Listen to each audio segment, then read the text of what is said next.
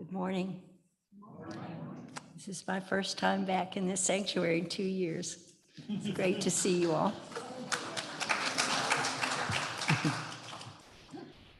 Our scripture this morning is from the Gospel of Matthew, chapter 6, verses 25 through 34. Listen with your hearts. That's why I tell you not to worry about your livelihood, what you are to eat or drink or use for clothing. Isn't life more than just food? Isn't the body more than just clothes? Look at the birds of the air in the sky. They don't sow or reap. They gather nothing into barns, yet our God in heaven feeds them. Aren't you more important than they? Which of you, by worrying, can add a moment to your lifespan? Why be anxious about clothing? Learn a lesson from the way the wildflowers grow. They don't work, they don't spin. Yet I tell you, not even Solomon in full splendor was arrayed like one of these. If God can clothe in such splendor the grasses of the field, which bloom today and are thrown on the fire tomorrow, won't God do so much more for you? You who have so little faith, stop worrying then over questions such as, what are we to eat? What are we to drink? What are we to wear? Those without faith are always running after these things. God knows everything you need. Seek first God's reign and God's justice, and all these things will be given to you besides.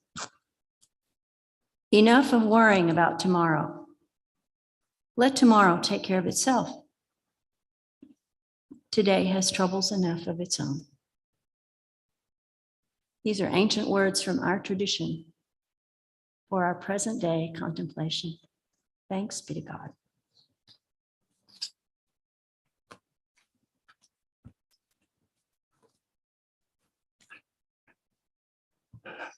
I'm going to try to remember when to tell y'all to put the slides up.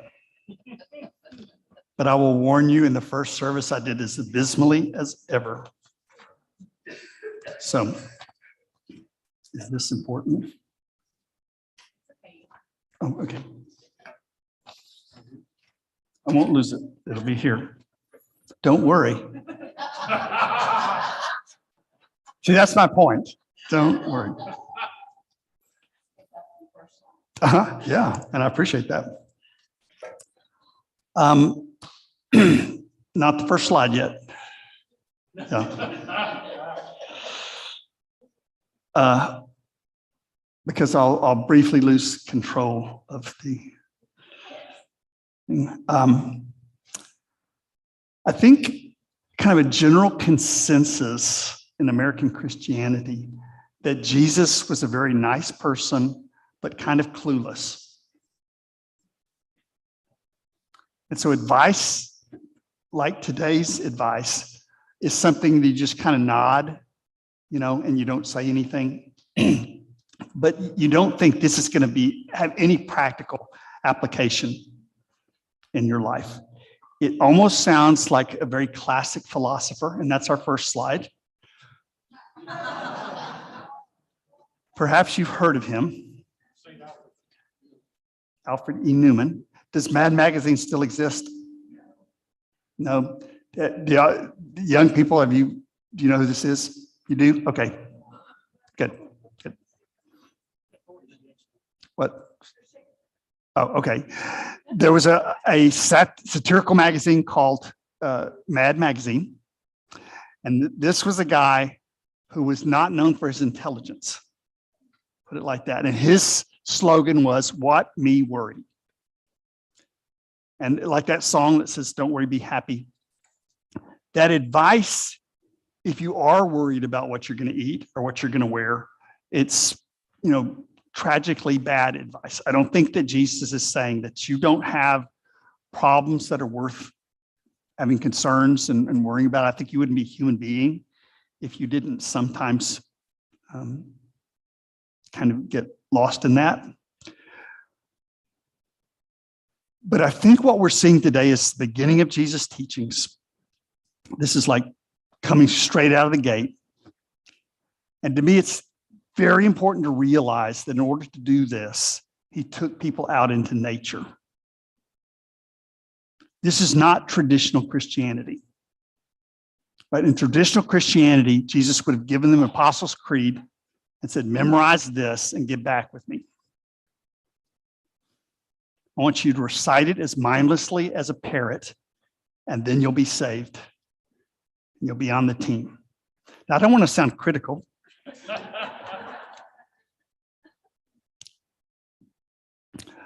But why would Jesus take people out of the church, out of the city, out of their businesses, out of their political centers, and take them to a countryside, wildflowers and birds, and say, look at this? Why was that the starting place to understand Christianity? I think this is an incredibly important question. And you see this in the ancient prophets of Judaism. It's grounded into life and into nature. You see this in Buddhism. You see this in all great religions, that they're not really talking about the institution of the religion. It's not about getting brainwashed. It's not about getting shamed with rules. It's finding your deep connections into life. So it's probably going to be helpful today if you can think about what you've been worried about lately. Not as a way of dismissing it or minimizing it,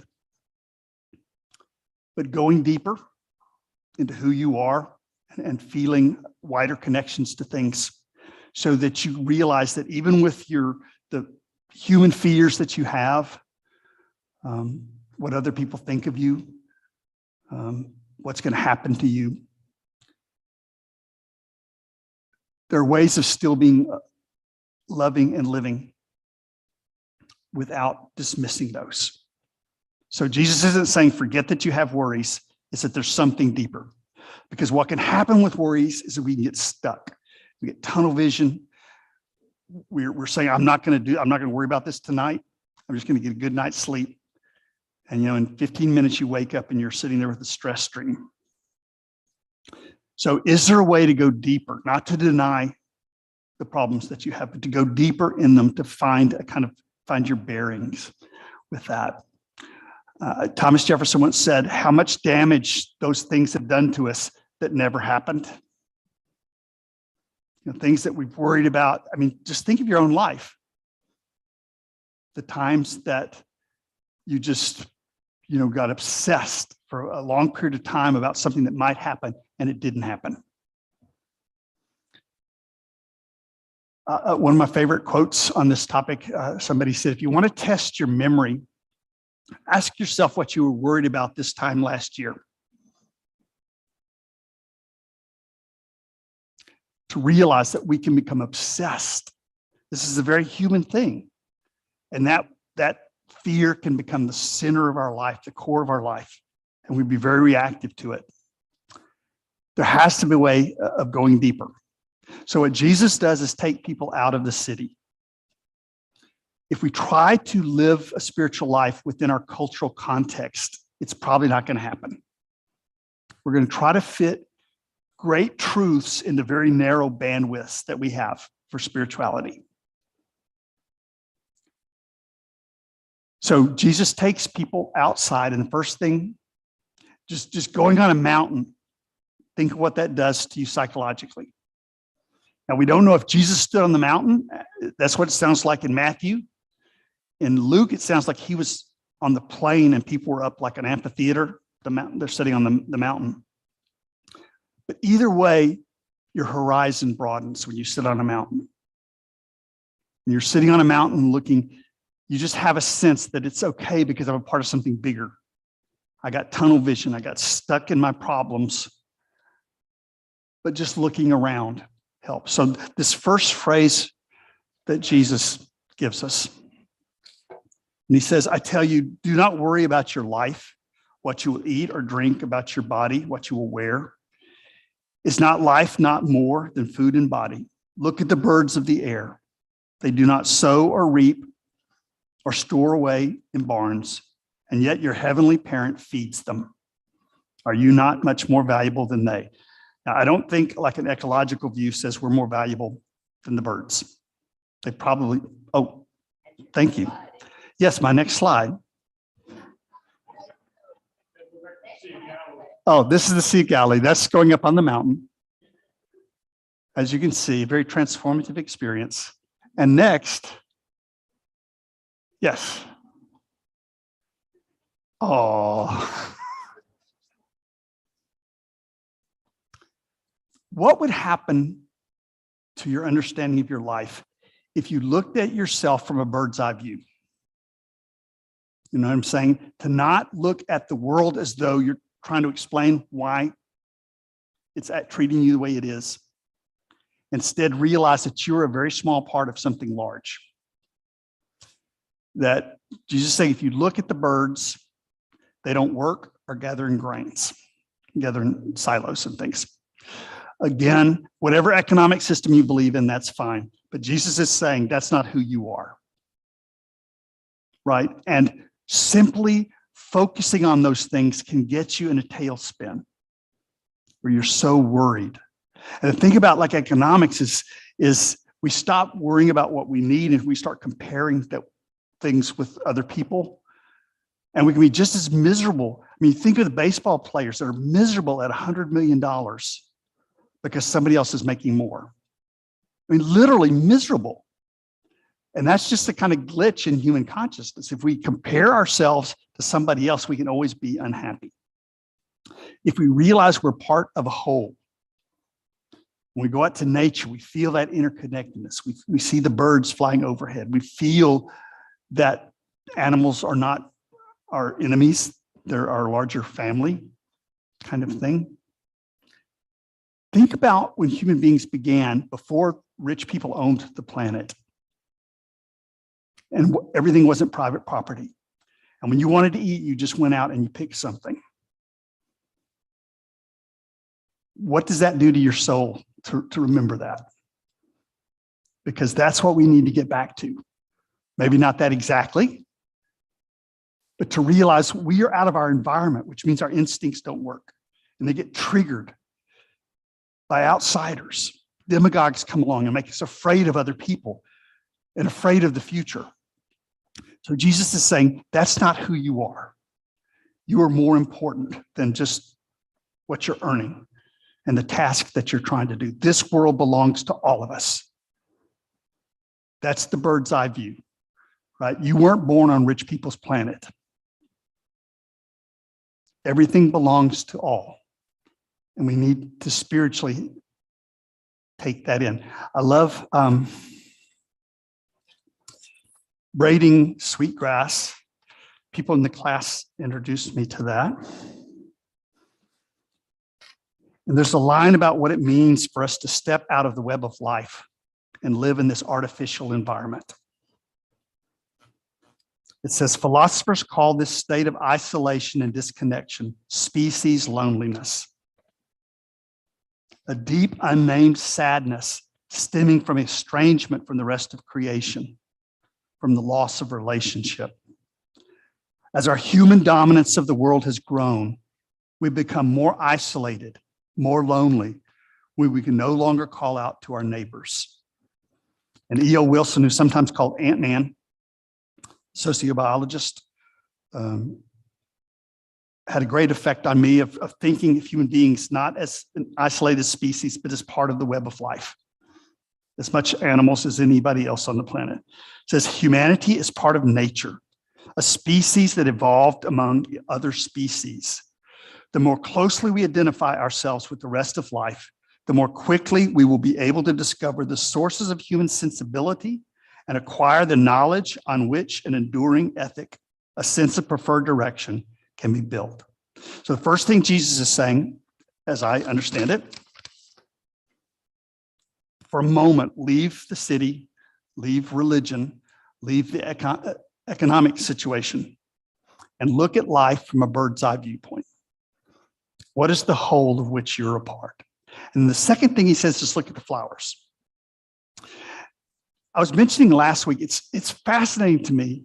Oh, yes, thank you. Thank you. The Sea of Galilee is very much like Central Texas. You know, it's basically brown much of the year, but they have this explosion of wildflowers kind of thing.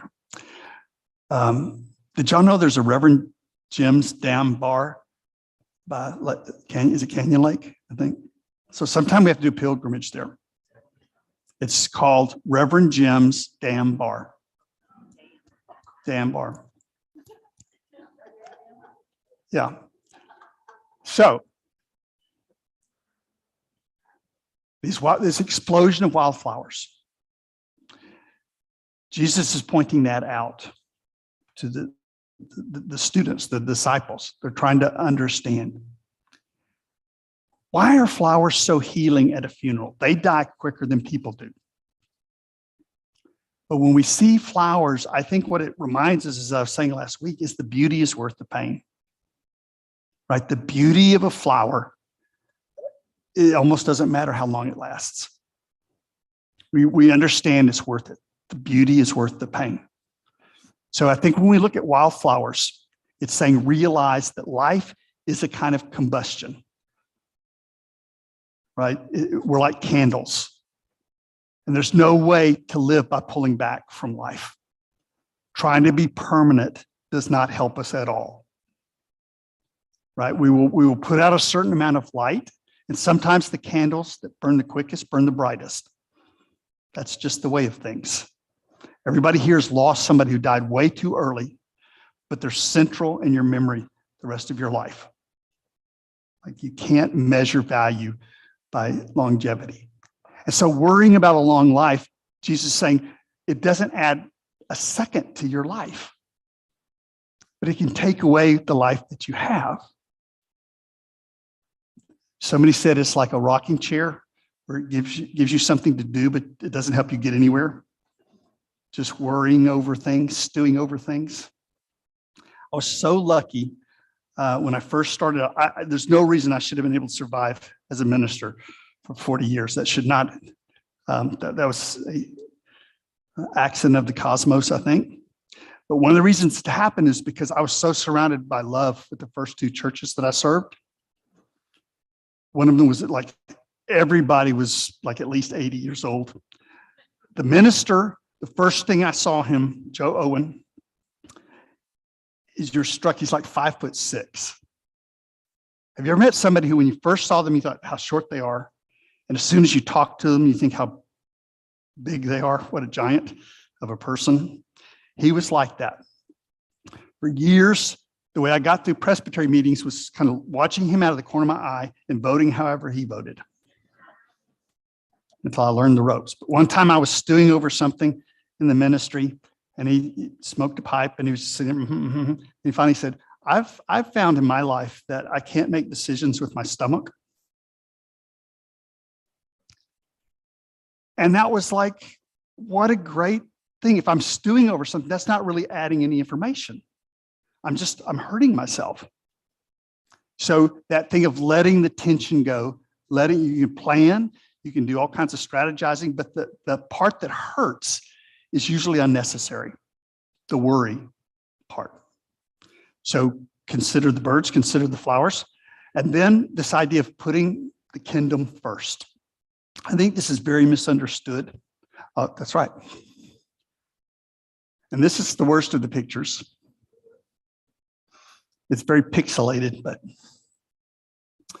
it's being a part of this life. Because like when you look at the Galilee was like Texas, it's like all the birds flew over it to migrate. So all the allergens were a part of this too. I kind of think it's kind of a bundle. But to be a part of that kind of strange cacophony of life. And I think this idea of putting the kingdom first, we always think of that in human terms. Like you think of a king and you're supposed to put that first and stuff. That's not a really helpful type of religion. Usually it's hierarchical, it's patriarchal, it's, everything that's hurting our world. But what if we think of kingdom as it originally was intended, which was a synonym for the will of God? And if you think about, like, what is the way things are? What's the way of life? What's the way of nature? If that's what Jesus is talking about, which makes sense, because if it's an old man sitting in a chair, there's no point in going out in the countryside to learn that, right? I mean, if that's what God is, then let's go to the palace and look at that. That's not what Jesus is saying. Whatever God is probably isn't a human being, because all species emanate. Everything that is emanates from it. So it probably doesn't look like us. But what if it's the way of nature? What if it's the way things are? What if it's saying harmonizing ourselves to life is what gives us peace, even in the chaos and the turmoil? What if it means making the principles of life the organizing principles of our lives? The things that make us feel alive, the things that tell us who we are, not in religion, not in politics, not in economics, but as living beings. What if we put artificial things to the side, even for a moment, and say, what really has value to me as a living being? Money's nice, but it doesn't feed your heart. Success is nice, a good reputation is nice, but none of that feeds who you are. So I think Jesus is saying, take your highest value, not what some preacher tells you, but what feels the most value, that makes you most alive, that gives you the most excitement for living, and you make that the organizing principle of your life. If Jesus is talking about that, it makes a lot of sense, doesn't it? So, worry is a part of the human condition. And Jesus isn't saying not to worry. It's not Alfred E. Newman. But worry can be very destructive. Somebody said worry doesn't rob tomorrow of its sorrows, but it robs today of its power. So I think what Jesus is trying to do is give us a gift. Worry is a type of tunnel vision. So he says, step back and look through the eyes of the birds. Look from a larger perspective. Broaden your horizon and look back again at your own life. And then look at it like the flowers. They're so brief, right? Their lives are so short, and yet they're so radiant. What if you made your life like that? And finally, this isn't something you can fit into smaller contexts. You can't fit it into your politics. You can't fit it in your economics, into religion. It's the container for all of those things. Take that which makes you come alive, that makes you feel your own value, and make that the organizing principle of your life. Well, that's what I think Jesus is saying. We take a minute so you can beg to differ, and you can come up with what you think this passage suggests for you. So this is a moment for your own reflection.